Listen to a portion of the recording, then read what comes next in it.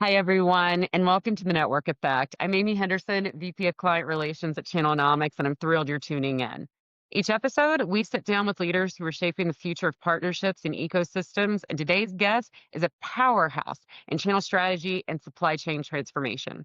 I'm joined by Cassie Fuhr, Area Vice President of Channel Solutions Consulting at e2open, a company that's redefining how enterprises manage their supply chains through data, automation, and partner collaboration. Today, we're diving into how companies can optimize channel strategy in a rapidly evolving global landscape, and how Cassie and her team are helping clients unlock growth through smarter, more connected ecosystems. So please join me in welcoming Cassie Fuhr.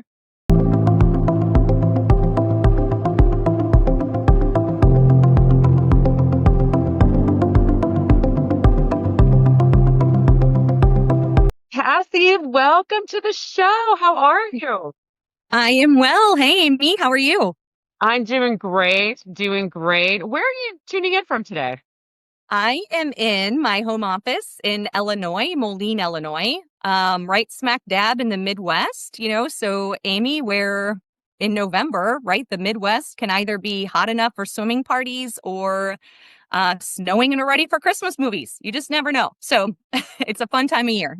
I know from a survivor of 12 Chicago winters, I That's right. know how fluky the Chicago weathers can be and really the Midwest in general. In fact, when I lived there, they would always say, if you don't like the weather, just wait a minute. So it sounds like that's the case with you today. That's exactly right. It's like 70. I've got my doors open I mean, just open the windows, for it's like spring Christmas, so I'm cleaning. ready for the snow.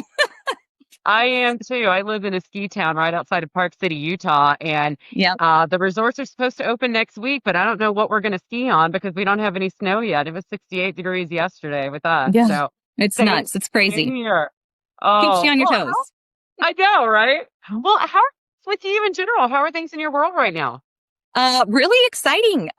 Lots going on. As you can imagine, I think a lot of people are saying that right now. We're coming off like summer lulls, and things are getting busy just in time for another lull, through the holidays. But we at e2open just had our annual User Connect conference in Amsterdam. And so a lot of momentum and excitement off of that. Just customers in person, but also, peers and colleagues and our leadership team. And even more exciting in the timing of this annual Connect conference was that the WiseTech leadership group, after we've been acquired, this was their first opportunity in many cases to meet face to face with some of our customers. And so they are like the transfer of excitement to them and them getting super ecstatic about, who we're working with, the brands we're working with, and where we're headed. Just really good stuff coming out of that and a lot of momentum. Well, that sounds exciting. It sounds like an incredible event and all around with your partners and your colleagues and your customers. So it sounds like from E to Open, you have a lot of exciting things coming on going into 2026. And For Amsterdam sure. is always a great place to be as well. Yes. So Yes. Fun city.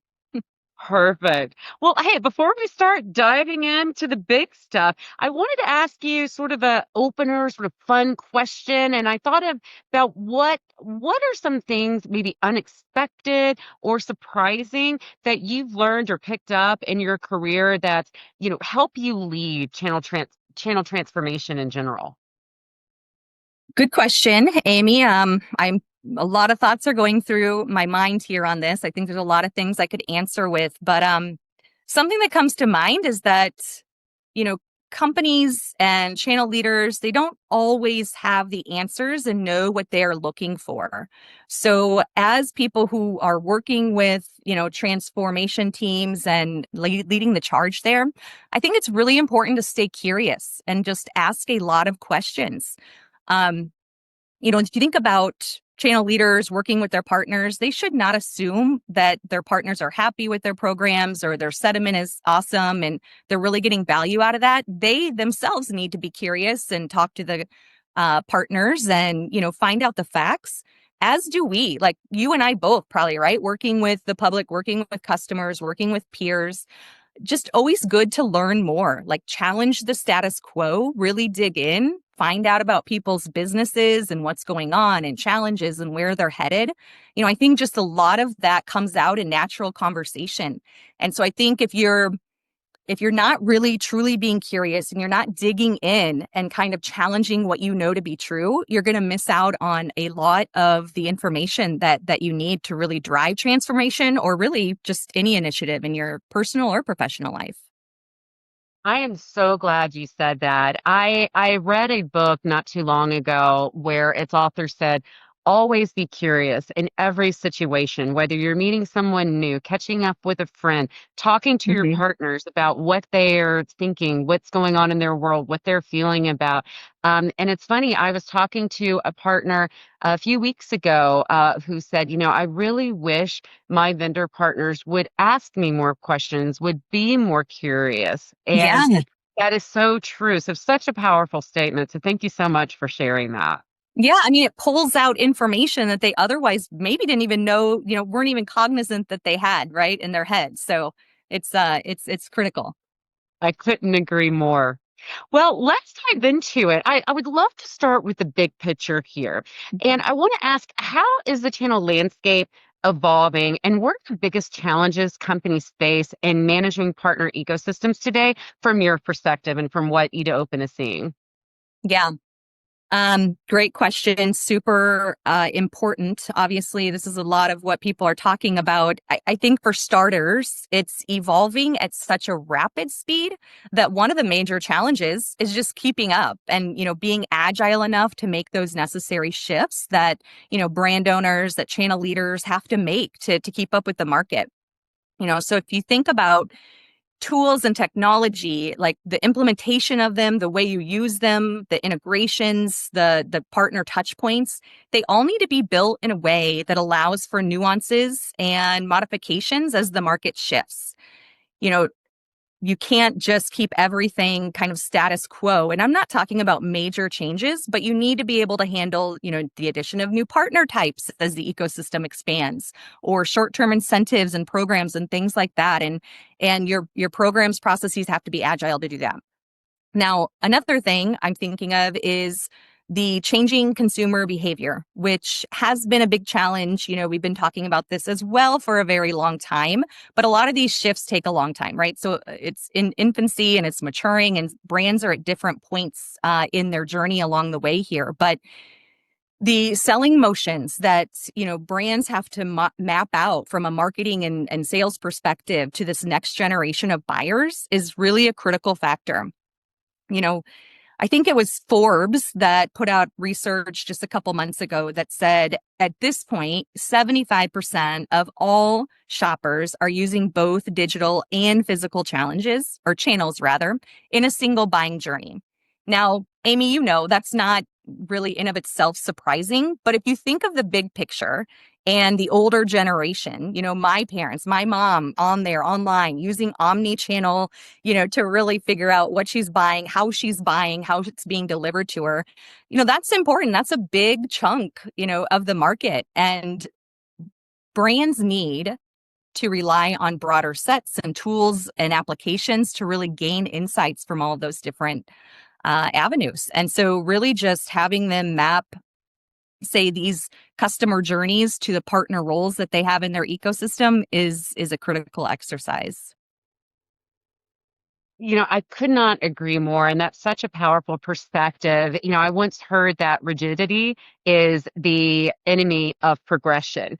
And you Mhm. have to be agile, you have to be flexible, you have to evolve, you have to, again, work with the latest brands, the latest partners, and you have to be flexible, right? I mean, we're Right. entering into the holiday season, and we're using AI assistants to shop, right? And where our generation, when we were younger, we would get in the car and go with our mom to shop, and Yeah. we would.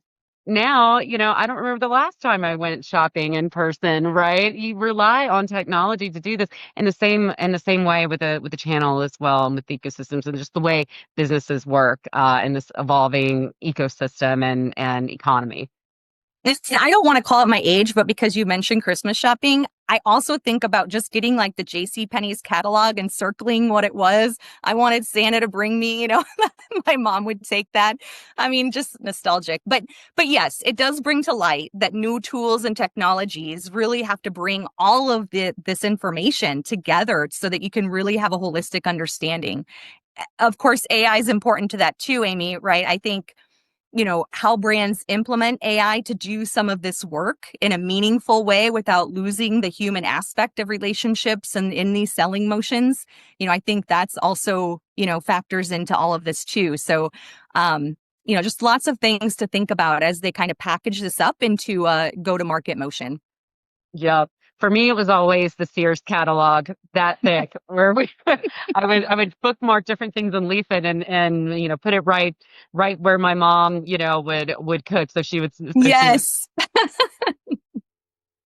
So you Oh, fun recently wrote. times. Oh yeah, of course. So, well, you recently wrote about the importance of data-driven channel management. I would love to hear more about, how E2open and your team in general is helping companies leverage data to improve market coverage and partner performance. What are your thoughts on that? Yeah. Well, we absolutely feel this is such a critical and foundational element that we must, double down in this area to help the brands we're working with. If you think, Amy, about traditional channel data management, you're thinking about very transactional POS, inventory, backlog type data. And that is also important still today and relevant and absolutely necessary. However, as we shift into these, the new nuances, right, of the channel world and buying, that information is necessary but insufficient. So in today's world, we're really helping customers kind of expand that data foundation to include things like, bookings, account data, and customer attributes, really any data point that can be leveraged to provide more prescriptive insights with things like co-selling or marketing reach, growth opportunities.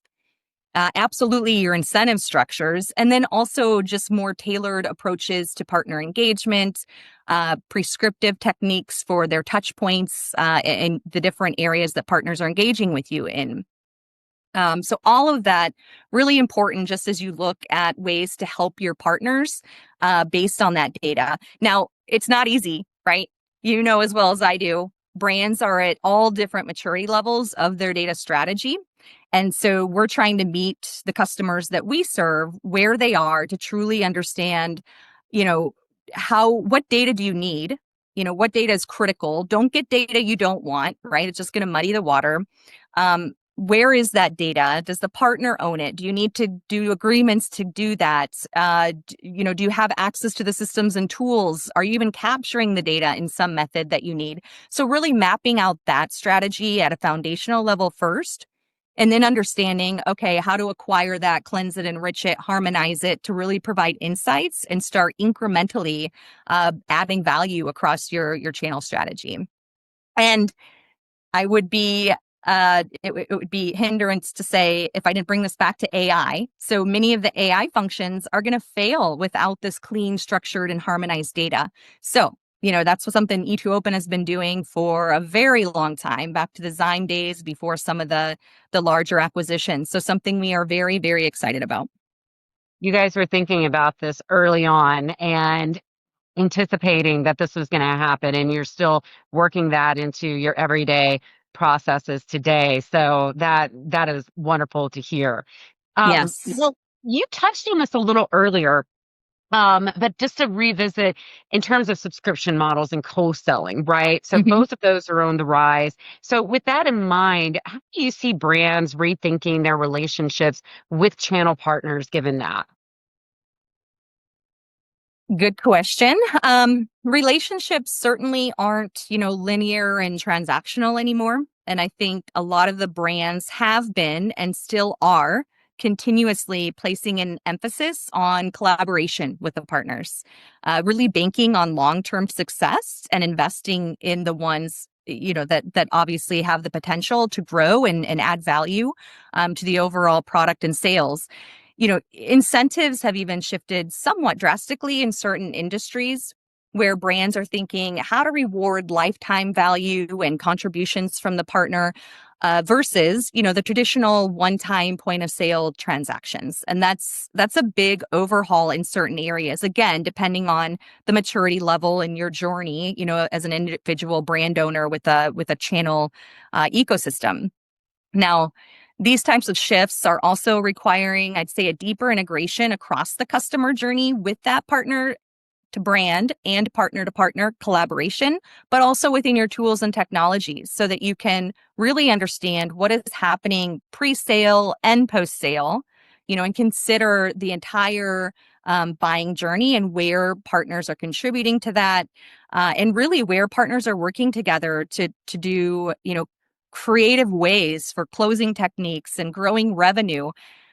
I think it's interesting to see this, Amy, and I'm glad that we're in this industry at such a time because I think we're seeing a lot of mutual success and kind of the concept of working better together to achieve a higher success rate because partners are getting creative in how they're caring for their partners, customers rather, and how, they're working together with other partners to really achieve kind of that full spectrum of value across that buying journey.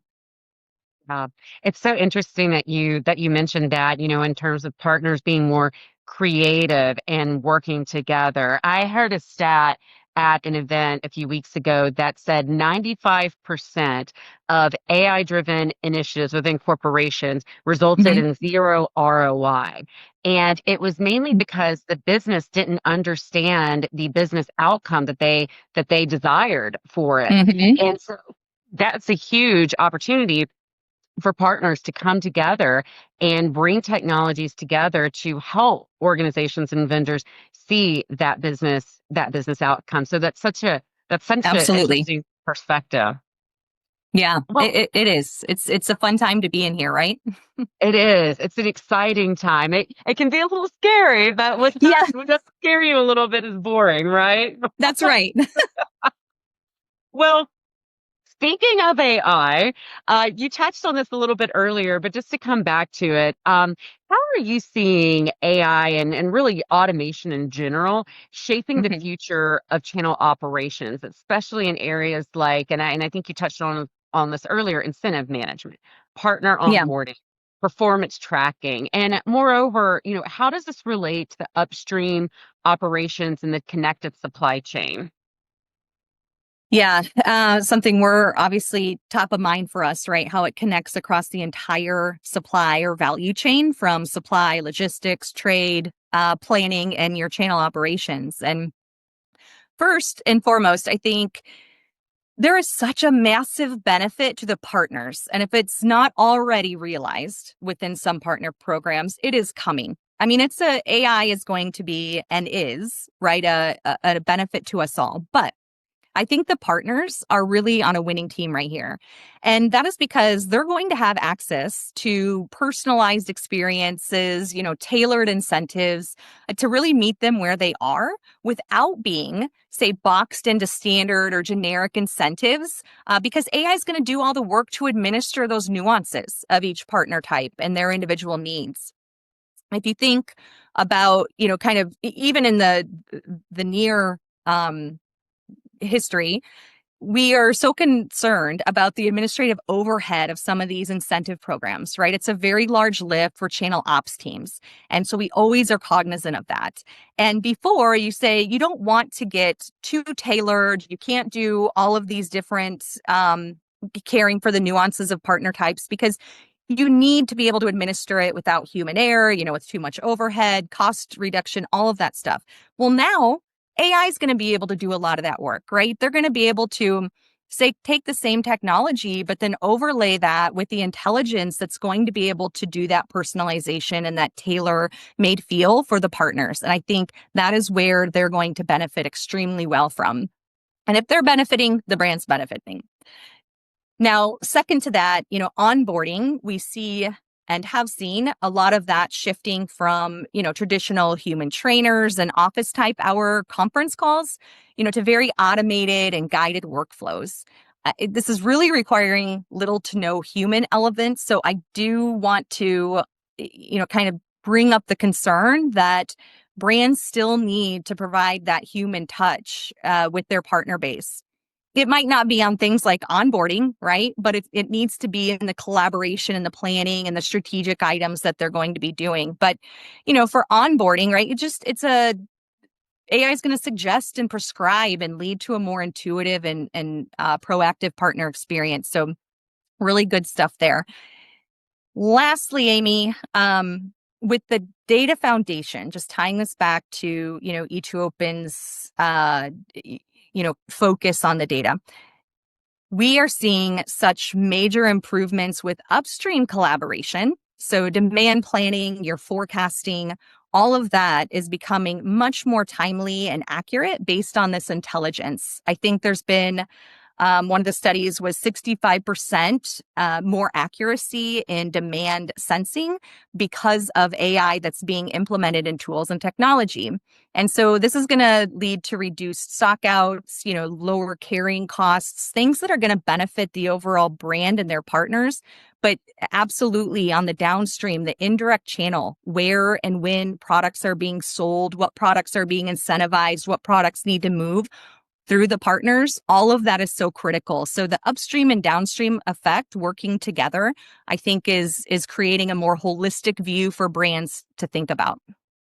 And that's where, the essence and the idea of the channel, comes in. That's how it resonated by collaboration, working Yes. together. And you and I mean, Cassie, I've been in this for a long time. Not that I'm aging you or I, but when you think about, we've seen it all, and not to be too negative, but more as a cautionary tale, rather. What are some, from your perspective, the most common missteps companies make when trying to scale their channel programs in the midst of everything going on right now? Mhm. I'm going to say this in both just the traditional sense of, scaling and transforming and even implementing a new program, but also think of it at a macro level in terms of implementing AI. And for both of those, I would say a big problem that we see on occasion is trying to do too much too fast. You think about incremental value, that is so sufficient, oftentimes like a huge benefit to staying agile enough to make corrective actions. I think I've talked about agility. You mentioned agility. I think it's so important in many of these aspects. But if you think about people who are trying to move too fast or implement AI too fast, and for what, right? You need to make sure there's value. If you're trying to get to stage, 1 to stage 10, and you're moving too fast and you don't notice a mistake at stage 4, for example, it is so much harder to claw back and go back to make the corrective actions. You're going to upset your partners. It's going to be inefficient and ineffective. For sure. And so change management, I think, is such an important element, just given the rapid evolution in our industry. And so that holds true for many of the aspects we've discussed here today. And companies need to be cognizant of this and think about kind of the bite-sized pieces that are going to make up their channel programs, but also add value in an incremental way so that, you're constantly growing, constantly evolving, but that you still have an opportunity to catch, mistakes, go back, correct them before it becomes, snowballs down and becomes something much harder to do. Yet knowing what that business outcome is, and then constantly measuring against that, right? And then just Yes. knowing how to pivot and where to pivot. It sounds like, instead of just moving too fast because everybody else is, or trying to, rush things to keep ahead of your peers or the competition, right? What is the actual business outcome and why are you doing it, right? Well, and Amy, just going back to our last bit too, is on the AI, right? I'm talking about rolling that out in a way that makes sense so that value is consistently being delivered, but also so that you can track and measure it to make sure that the delivery is what you would expect and the value is being, delivered to in my case, our customers. And that's what I'm talking to some of our customers about. They're asking, what are you tracking and measuring to ensure that AI that you're implementing in your system is actually going to do what you told us it would do? And that's as important as, that's important to define just as, it is to deliver. So those things have to be considered. Absolutely. Yeah, you got ahead of my next question, in terms of, what should they be tracking in terms of KPIs or metrics, how to make sure that they're on point. And it sounds like, there are several things, and this is what you're helping companies do, point out what they should be measuring and how they should be measuring it to make sure they're on track, right? 100%. And, also your point about knowing what the business outcomes, that a brand is wanting or their objectives, I think step one, right? Because we talk to certain prospects and customers, and I'm sometimes surprised at how often requirements are laid out, but we don't have a true understanding of what the desired business outcomes are. And I think that has to be the foundation. Everything else has to go in to support that underneath. And so once you have that, right, there's a whole host of KPIs out there. I caution everyone to not get too crazy on these, because if you're collecting and assessing KPIs, but you're actually not looking at them and gathering the insights, and you're certainly not using them to refine and evolve, then what's the point of doing it, right? So you have to have a manageable set of KPIs that you want to track and measure that's really going to drive value at the end of the day. And so I'd say, Amy, depending on kind of your channel strategy and what programs you're running, there are some major buckets of KPIs that you should consider. And so first, partner contribution metrics. So their pipeline, partner sourced revenue, margin contribution, et cetera. Engagement is another bucket that's important. So you want to look, especially at the channel ops side, the activation rates, the trainings, the campaigns, all the stuff that partners are doing to really improve themselves and better themselves for growth opportunity. Then, and this is especially where some of the AI comes in as well, operational efficiency, because a lot of people are prioritizing AI for operation, efficiency, effectiveness, and ensuring that their overhead can be reduced. And so think about time to value or fund usage on MDF or other programs, and just your overall end-to-end workflow or life cycle, especially as you implement the AI to improve that, making sure that, again, that implementation really did, succeed in delivering the value you thought it would.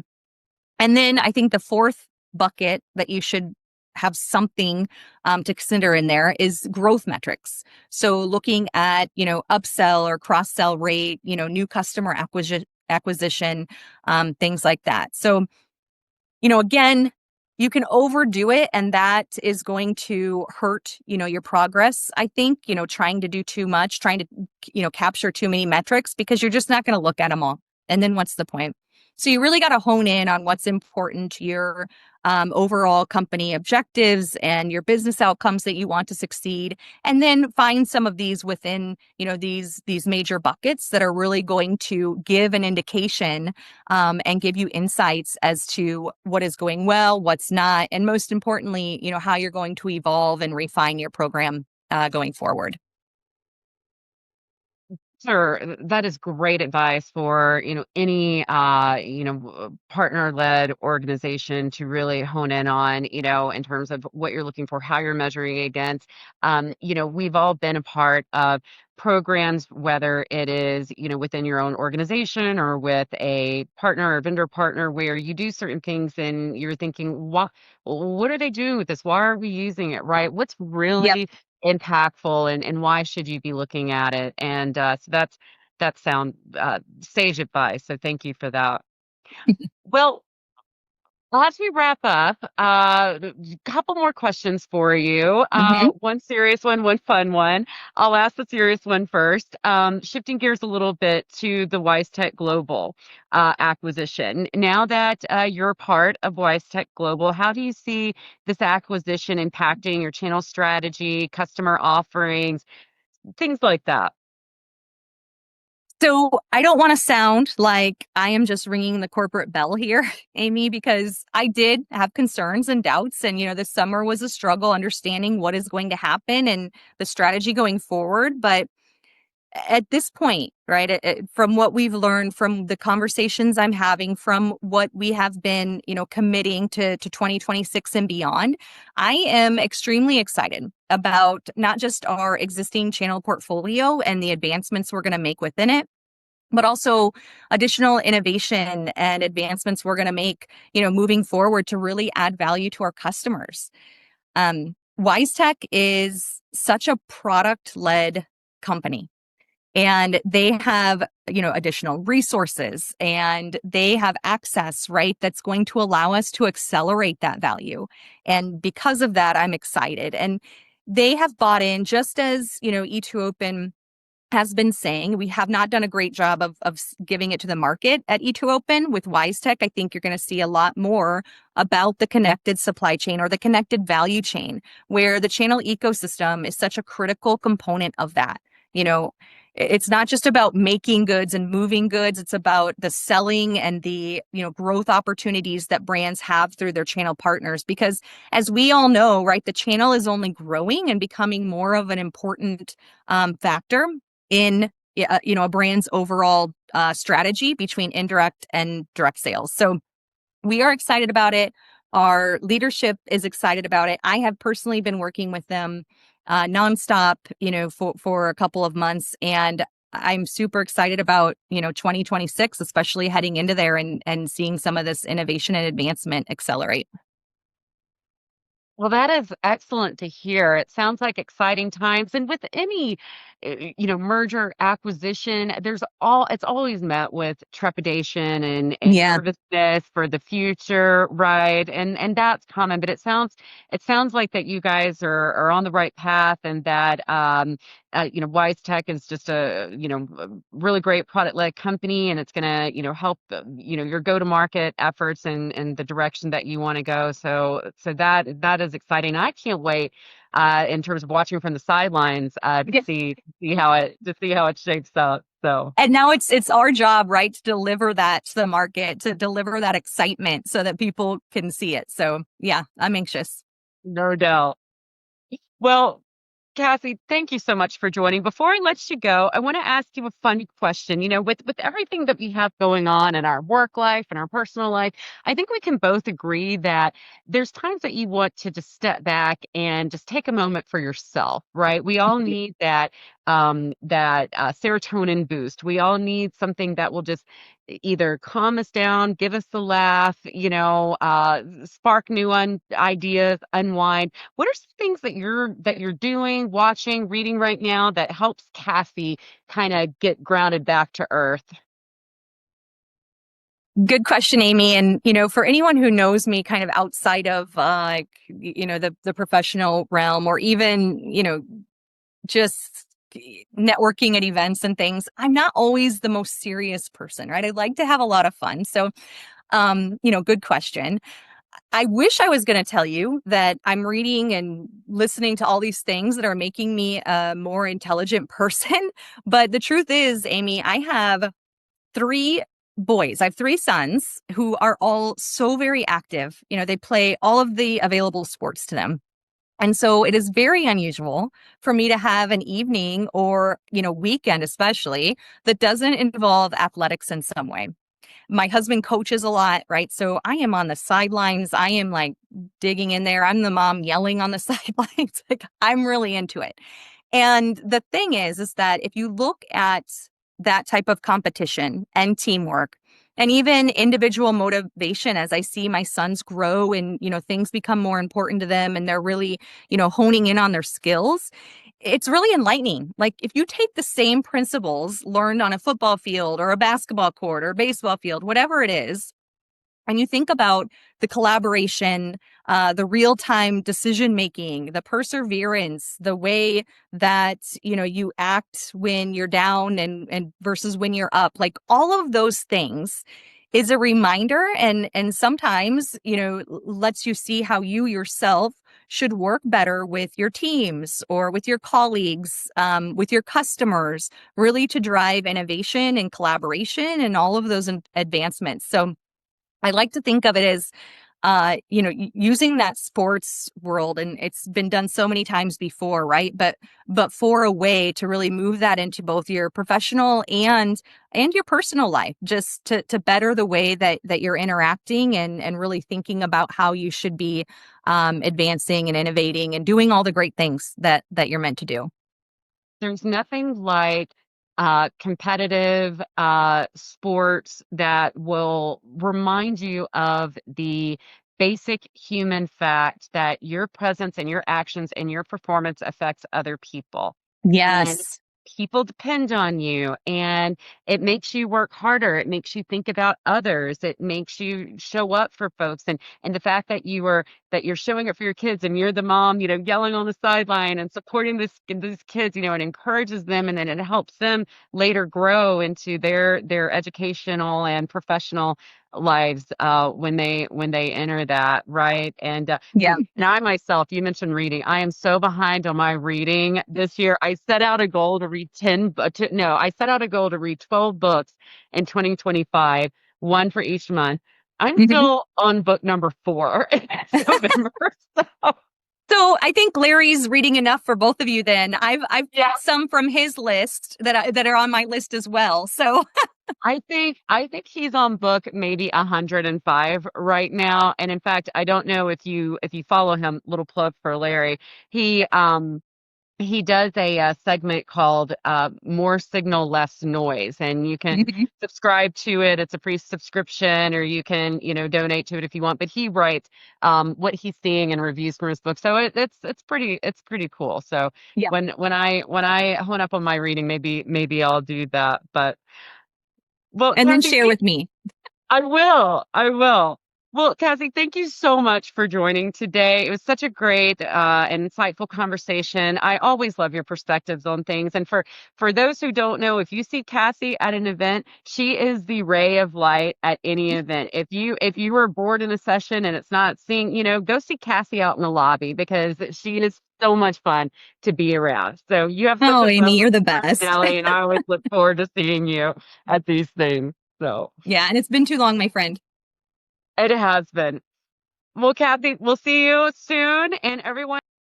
And that's a wrap on this episode of The Network Effect. Huge thanks to Cassie Fuhr for sharing her experience on channel strategy and transformation. If you enjoyed today's conversation, be sure to follow us on LinkedIn, share this episode with a colleague, or leave us a quick review. It really helps us to grow the show. For now, thanks for tuning in, and we'll catch you next time on The Network Effect.